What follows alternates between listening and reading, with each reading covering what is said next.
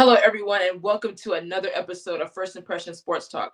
I'm Jasmine Pollock, and we're going to get into a lot of stuff today, which includes the Super Bowl recap and some of the NBA trades that happened all last week. So let's get started. Welcome to Jasmine Pollock's First Impression Sports Talk, the fastest growing sports talk show in the country. And now, here's your host, Jasmine Pollock.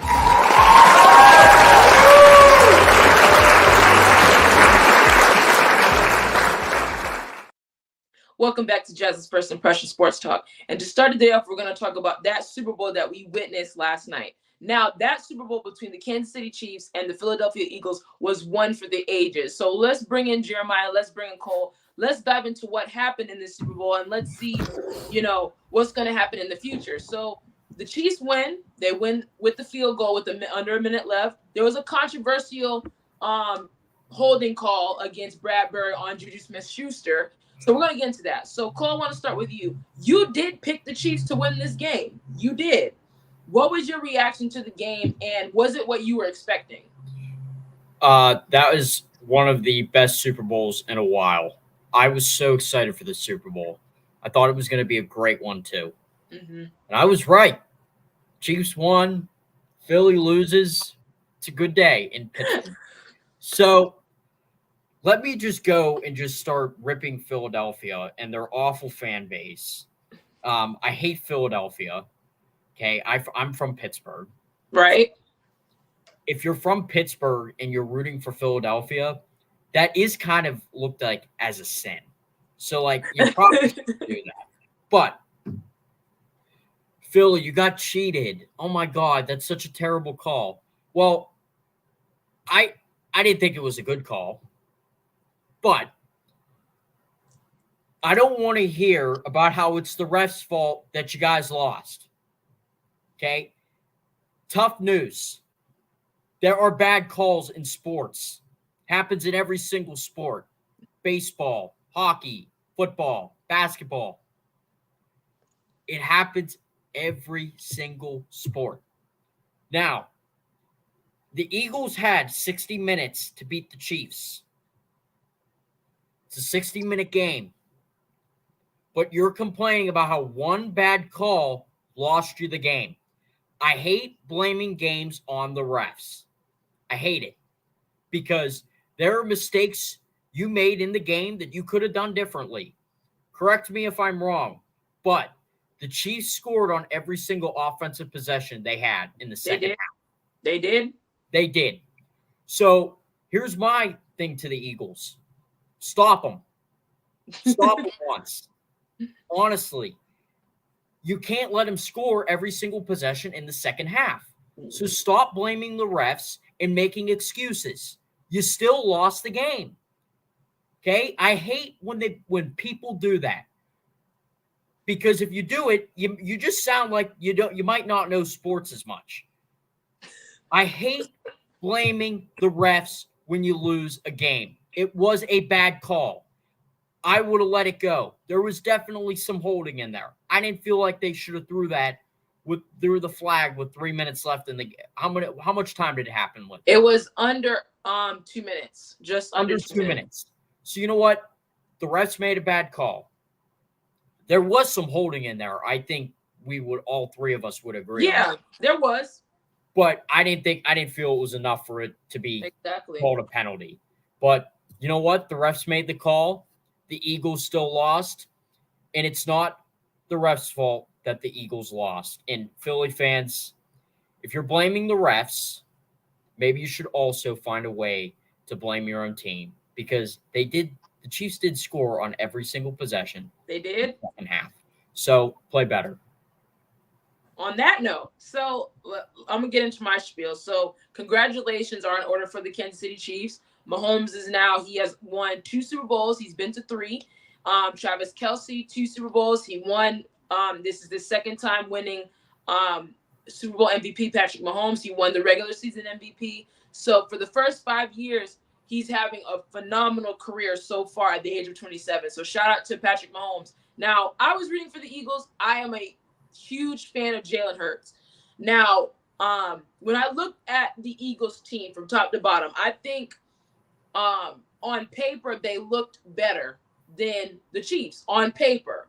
However, in the game, there was players on the Chiefs team that stepped up in a big role. If you look at it, we knew Travis Kelce was going to be a match. He's a matchup nightmare for anyone. So we knew that he was going to have a pretty good game. Now the Eagles were able to capitalize in the second half and kind of focus in on Travis Kelce because he didn't have as many yards as he did in the first half. But guess who stepped up? Juju Smith-Schuster, Pacheco. They all stepped up and made plays. Now, the biggest story to me of this game was the Eagles' defense. Every possession that the Chiefs had, they scored on in the second half. You couldn't ask Jalen, besides that fumble that Jalen had in the first half, you couldn't ask Jalen to play any better than what he did. He played exceptional. And against a very good Chiefs team who's improved a lot in the past couple of years. They played, the Chiefs defense were playing very good football. But the Eagles defense, I don't know what they were doing. I genuinely don't know what they're doing. Mahomes took them apart each drive. And the Eagles made no adjustments at all. But shout out to Jalen because I think Jalen proved himself to be a very, very good quarterback and a very good quarterback for years to come. He's going to be around for a while.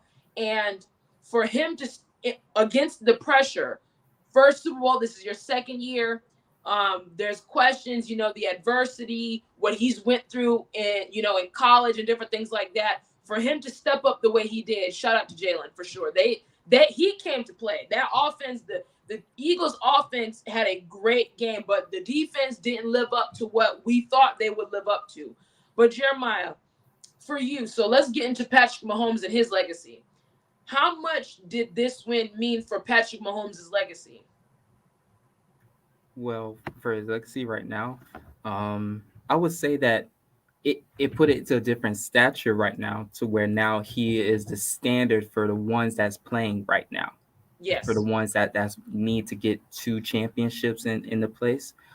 Because for him, if he didn't get this Super Bowl right here, it was going to be a little bit of a problem because then he would be, was it 2-1, but now he's he 2-1 now. Yeah, well, so he's 2-1 right now. Yeah. Mm-hmm. Now he's 2-1 right now, which is going to be a great thing for him and his legacy right now looking forward, because now as the Chiefs are going on right now, it's not so much pressure on Mahomes. Now he can really do as much as follow behind Brady, but I don't think that he's going to go as to many Super Bowls as Tom Brady. Not saying it's not possible, but that is very hard to do and win as many as he did, because you already know how the AFC is getting much better, especially with these younger quarterbacks coming in. And plus they're putting in a lot of systems right now for a lot of teams to win right now. Because just like you mentioned, the Chargers, you have the Bills, you have the Bengals, you have so many in the divisions, plus even Denver, we don't even count them out. And that's why the list Sean goes Payton, on. absolutely. Yeah. Mm-hmm. And so for Mahomes right now, this was a great win. But for looking forward, I think that it's going to be a much tougher road going forward, though. Yeah, and also to piggyback off of that, what we said earlier this morning on the radio show was, so now that they've been, to the Super Bowl, now that Mahomes has been to the Super Bowl 3 times, and you won 2 of them, and the standard is Tom Brady, whether we like him or not, he is the standard of quarterbacks. For the Chiefs, in order to keep keep the engine going for Mahomes to potentially get to that level, they have to keep everyone together. They have to keep Travis Kelce in any way, shape, or form. They have to keep a strong nucleus of people. They have to keep a lot of players, and they have to keep everyone intact, because that's why the Patriots were good for so long and everything fell into place. Literally, for Brady, his career, everything fell into place. Whether if you like the tuck rule, all of that, it all shaped history. Literally everything, all of that shaped what we know Tom Brady to be right now. So for the Chiefs, it's the same thing. There's a lot of things that have to fall into place. And right now, of course, Mahomes is leading the charge out of all the young quarterbacks. He is, but when I look at these teams are up and coming. Now we say Buffalo, I'm still out. I'm still confused about Buffalo still. I'm not really sold on them yet. I think Josh Allen is really good, but there's still some things where I'm like, can he get over that hump? That's the biggest question. And even Cole, I think your Steelers are still just who the Steelers are. They're still going to be around. Regardless, you might think of it any differently. These teams are young. They're up and coming. Trevor Lawrence, all these young quarterbacks, they are coming. But Mahomes is the standard right now for them, for sure. So you're trying to say that the Steelers are still have a there? chance. They do. I will be completely honest with you. They are nowhere close to the Chiefs. Offensively, nowhere close. Matt Canada is still their offensive coordinator. So, and as far as I'm concerned, they better figure out how to get a really good offensive tackle to protect. Agreed. So the Steelers have a lot of work if they want to get to that Chiefs level because they're not even close right now, to be completely honest with you. Maybe win the division? No. I don't think they're close to the Bengals. Ooh. I really, honestly, I think if you wanted me to rank the top 3 teams in the AFC this year, I would have said Chiefs, Bengals, Bills. That's fair. I think the Bengals, they're very close to a Super Bowl as well. They're very close. Very close. I just want to say about that point that you made about how the Chiefs need to keep everyone together. Yeah, it's going to be hard to because you know what? Some of these players are going to have to stop being as greedy, and they're going to have to willing to live with a pay cut. Exactly. You're right. That's how Tom Brady did it. If you want to keep your teams together and you want to build a dynasty in a salary cap era, you have to be willing to take pay cuts. And to be honest with you, I don't see many players now taking willing to do that. Yeah. Because a lot of them are just so obsessed with money more than they are winning. Absolutely. That's just the truth. I agree. And on that note, we're going to head into a short break. When we come back, we're going to be talking about the NBA and a lot of the trades that went down. We're going to give our firsthand reactions to some of those trades. So we'll be right back from a short break.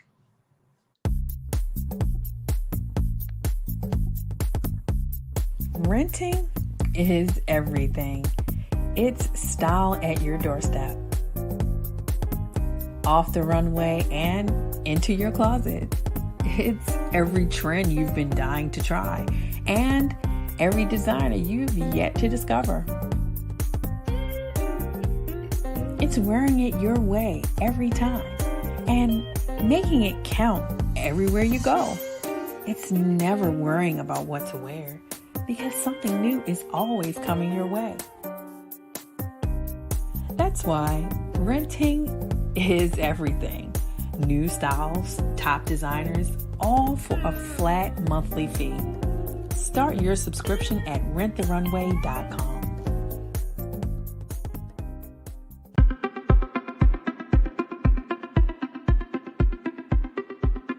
I'm Leon Thomas with the Leon Thomas Group. Podcast, virtual events, webinars, streaming shows, and so much more. We want to be your partner in all things virtual.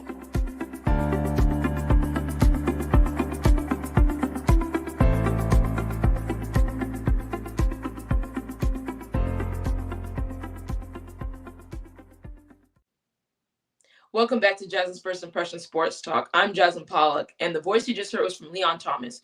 If you like voiceover work done and you want to be partners with us, you can go to the leonthomasgroup.com. If you like to be a guest on my show and see past episodes of my show, you can go to my YouTube at Jasmine's First Impression Sports Talk, where you can catch all my latest episodes, Pollock's Points, and so much more. Now let's get into the NBA talk. So Jeremiah, let's talk about some of the trades that happened last week, being that the trade deadline approached last Thursday around 4 p.m. So we saw Durant go to the Suns. We see D'Angelo Russell, Mo Bamba, they go to the Lakers. I mean, Kyrie goes to the Mavericks. What happened? What's going on in the NBA?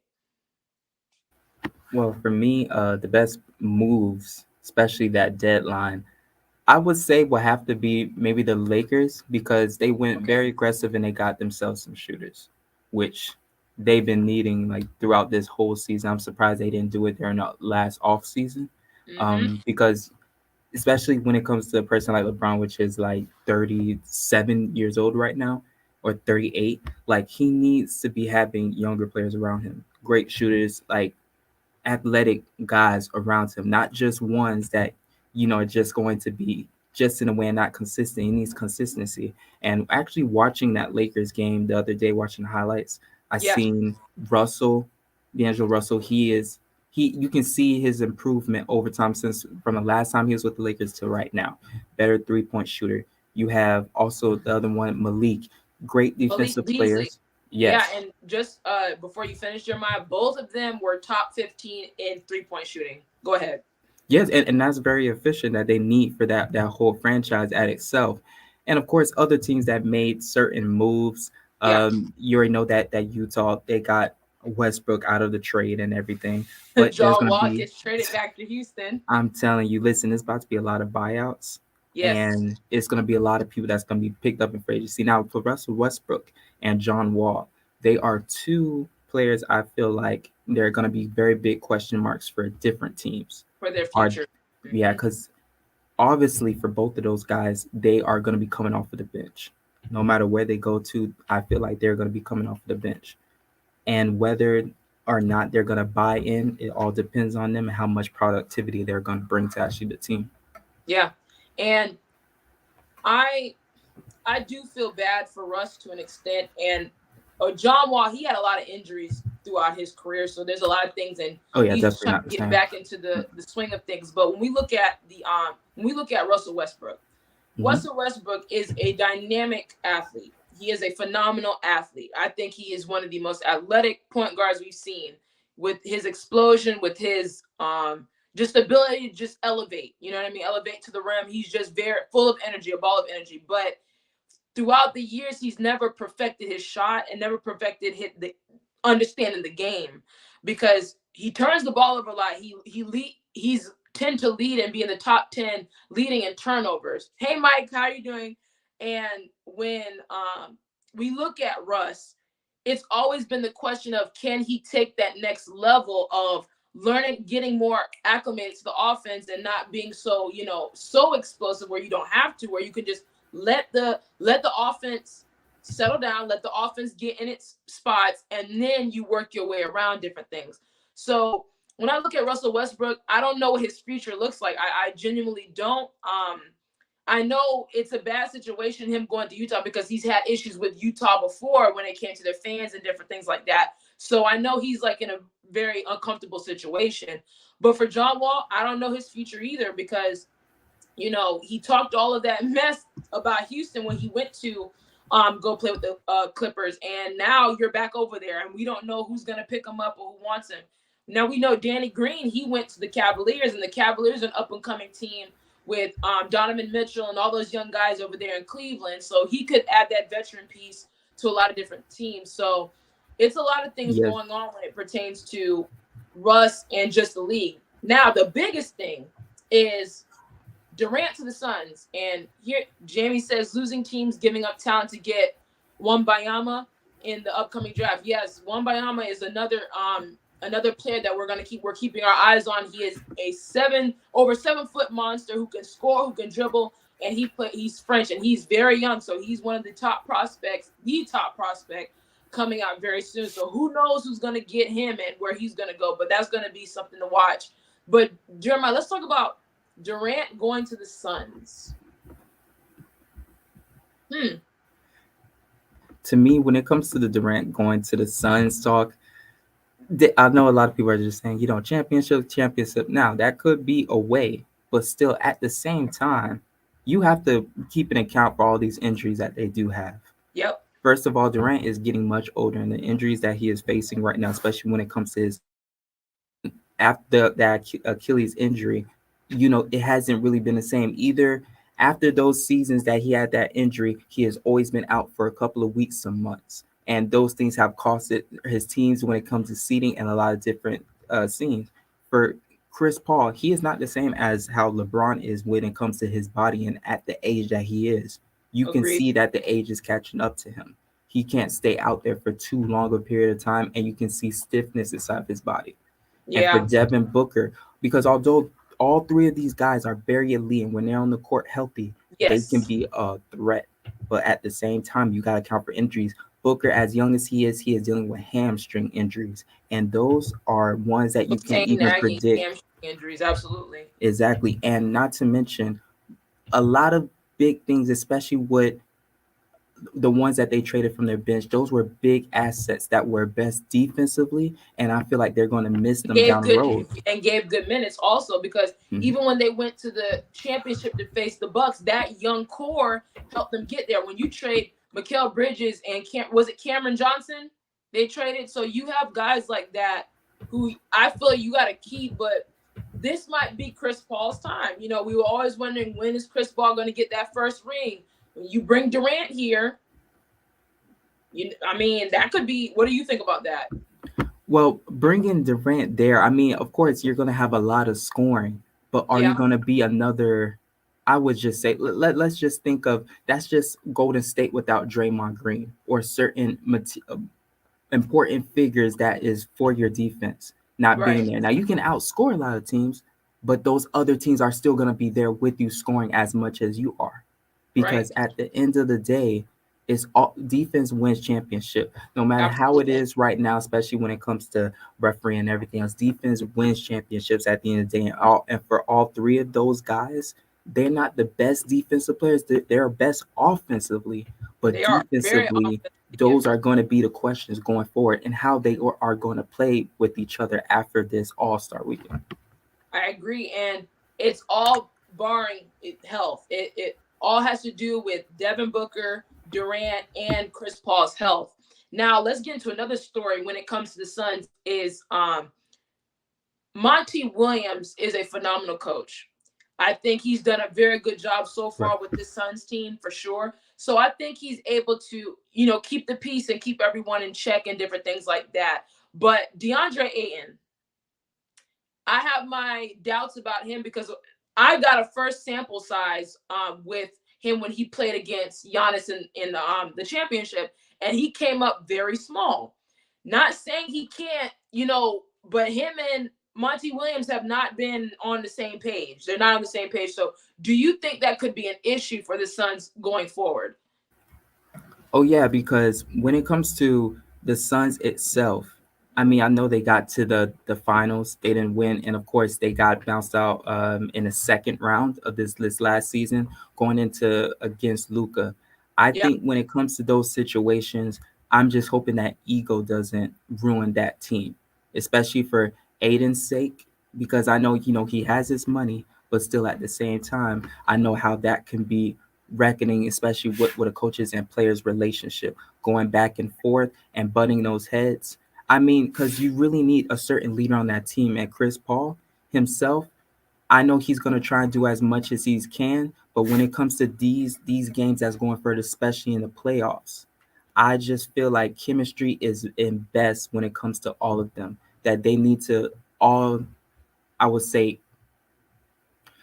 buy into the whole culture that they're trying to build to go forward for this team. Because if you yeah, want to have a championship, it just can't be all about me, me, me. And that's what Aiden is been thinking about when it came to these last two seasons. And that's the reason that certain points falls off and there's a disconnect when it comes to players, coaches, and then plus a lot of things within the teammates.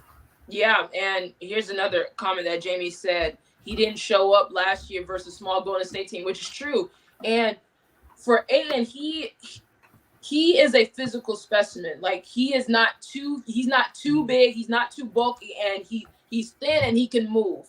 He should not be underwhelming right now. He should be getting to that next level of okay, you see the Embiids, you see the Giannis's, even Anthony Davis, Joker, you seeing all these big guys dominate. You need to be that guy.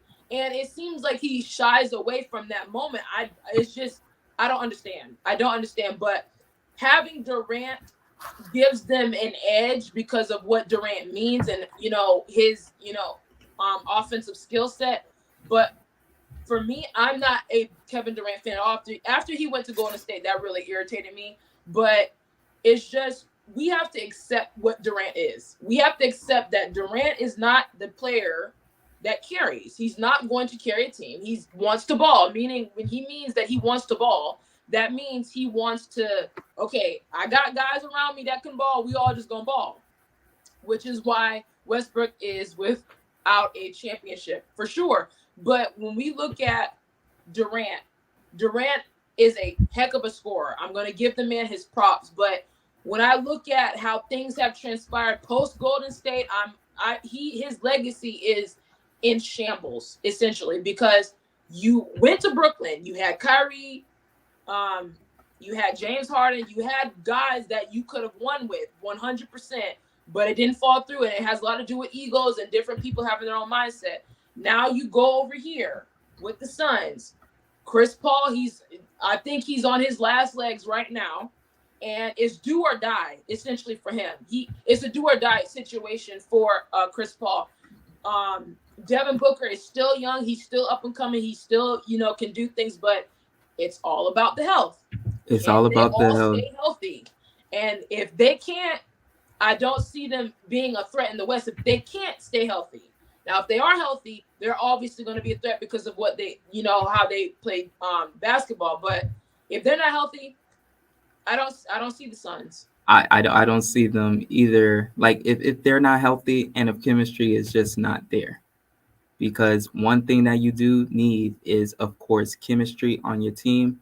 That's if you're playing defense, and that's if you're going on offense too, because you got to understand, Booker is also a ball dominant player as well too. He is. So when he is hot, he deserves that. He wants to have that ball. When Durant is hot, he wants that ball. So I'm trying to wonder, when it comes to this team, who's going to sacrifice the most in order to get them to the next level? Because I know you're going to have Aiden inside. Of course, you're going to have him for alley-oops. But for when it comes to Durant and Booker, how are those things going to go? And for the Suns offense, how much is this going to change going forward? Exactly. And I feel, even though I couldn't stand the move, to this day, can't stand the move when Durant went to Golden State, but it was the perfect system for him. Why I say that? You have Curry over here, you have Clay doing his thing, you have Draymond doing his thing, you have a lot of those guys doing their thing. So the pressure was kind of off Durant. So you didn't have to, okay, we have to worry about Clay over here, we have to worry about Curry, we have to worry about all these different offensive weapons. Plus they had a bench and they knew how to rotate. I want to see what the Suns do healthy. I think they can on paper. Of course it looks pretty, but it has to be, what does it look like on the court in a couple of games of them rotating and them sharing the rock. So I want to see what's going to happen with the Suns. It's a lot to look at. I think it's going to be interesting. I think the West now is going to get pretty interesting, because I think Golden State is teetering a little bit. I know Curry's been in and out of the lineup because of his health, but they are teetering. When we look at, of course, you have Luka and Kyrie. I think Durant and the Suns, you looking at them. You can look at, of course, the Denver Nuggets, who are leading the West right now, so they're still around. The Lakers, the Clippers, there's a lot going to be happening. But for Durant, you have to win. He has to win this year, because if he doesn't win this year, it's going to be but I'm already checked out of him with Brooklyn, because I'm like, Brooklyn was a stacked team and it didn't work. Now you went over here with the Suns. We're going to see, because you have to, based off your legacy, because it's going to be, you need it Golden State, because Curry was able to do it with him and without him, after and before. So, I just don't understand, because Durant said that he just wants to go everywhere. He just wants the ball. He just wants the ball. He doesn't care about the rest. Now it's like you're on your third team. What is it really about right now? Because it has to be more than just balling right now. What are you trying to get out of these certain situations? Yeah. And Mike says Paul needs to go to a different team if he wants a championship. Needs a big man. And I agree with that. I do. I just feel like Chris Paul has been dealt, and I love Chris Paul, but I feel like he's been dealt a bad hand. Of course, he had the injury bug and different things like that. And then when they played against the Bucks, when they broke through, and then that was just, they got manhandled by the Bucks. For Chris Paul, you have somebody now that in Durant that can give you an edge, but it's all about health. With all this whole team, it's all about health and egos, literally health and egos. So we'll definitely see. I think the NBA, now that the NFL is over, we're going to be paying attention to the NFL or the NBA. We're going to be taking a look at NHL and all these different things. So I'm really excited. But I see another comment. Chris Paul is cursed. I don't think the basketball guys really like him very much. So I want to see. Dang, the comments are going off right now. So Mike says Durant is a selfish DC player, needs greatness around him.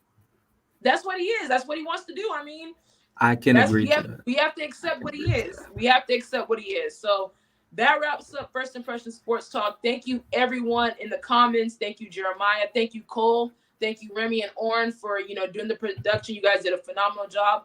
We will see you guys here next Monday to talk about what makes a championship team at any level of sports, and a little bit of hockey, because hockey season is just getting started, because the NFL is over. Now all these different things, all these different sports are coming out. So really excited. See you guys next Monday for First Impression Sports Talk.